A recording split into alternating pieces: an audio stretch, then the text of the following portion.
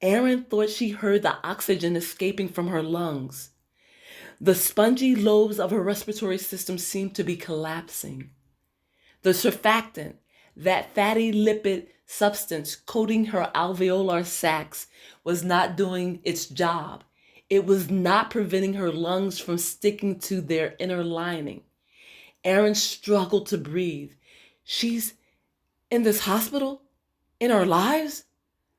Arathi is in Philadelphia. She flew in from London this morning. I am meeting her family tonight. Morari thought it was best not to mention that the bride viewing ceremony would take place this evening. It would be his first opportunity to see his fiancée. He hadn't even spoken to the woman yet. Arathi? Aaron wanted to ignore the other woman's name, but Morari seemed too acquainted with its pronunciation. That really hurt. Is the engagement party tonight? Is this where everything becomes official? Aaron abruptly began speaking fast. She focused on his face. Is she wearing your ring? I haven't given it to her yet. But you have it. That is not important. Where is it? I want to see it. I can't do that. Why? Because it would hurt me even more, she demanded, rising from the chair behind the desk. Her body was reacting on its own, encouraged by his insensitivity. I don't think that's possible. The fact that you left my bed this morning with another woman's ring in your pocket is a slap in the face. That you made love to me while secretly moving out of my life is absurd. That your bride-to-be has flown cross-continental in order to replace me is staggering. You have the audacity to enter my office and...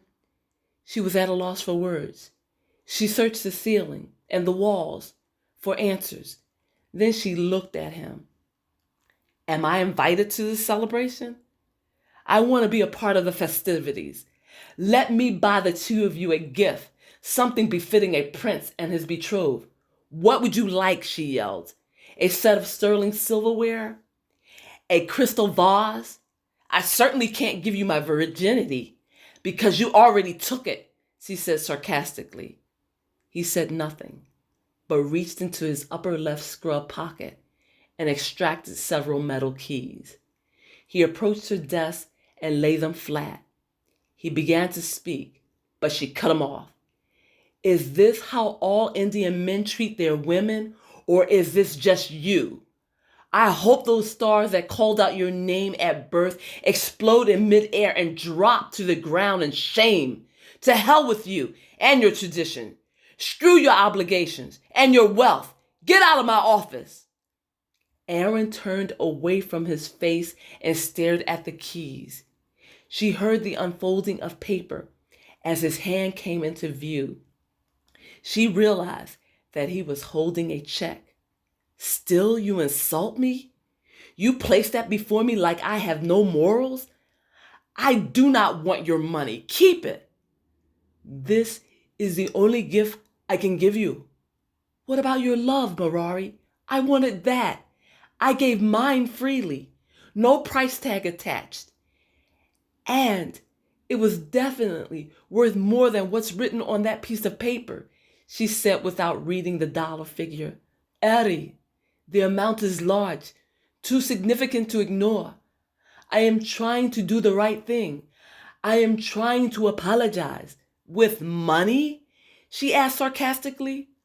I do not expect you to understand, nor do I expect you to cash the check tomorrow. But when you do, I will know that you have moved on, that you have forgotten me. Do you think that little of my love? She asked, looking up at him. The tears were finally forcing their way through. Do I actually mean nothing to you? No, Ari, you are almost everything. I nearly walked away from it all because of you. My title, my position. I wanted you that badly. but those are the desires of one man. They do not reflect the wishes of my family. They do not negate my responsibilities to my country. I fell in love with you, with your mind, with your body, with your brilliance. I wish I could forget that. I wish I could replace you, but I cannot. So I will pray to Mamadou, the God of love. He is similar to your Cupid. I will ask him for mercy.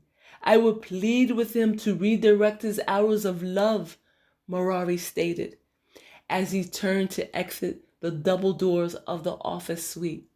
Then I will marry Arathi Rana. This is the end of prologue. Stay tuned for chapter 1.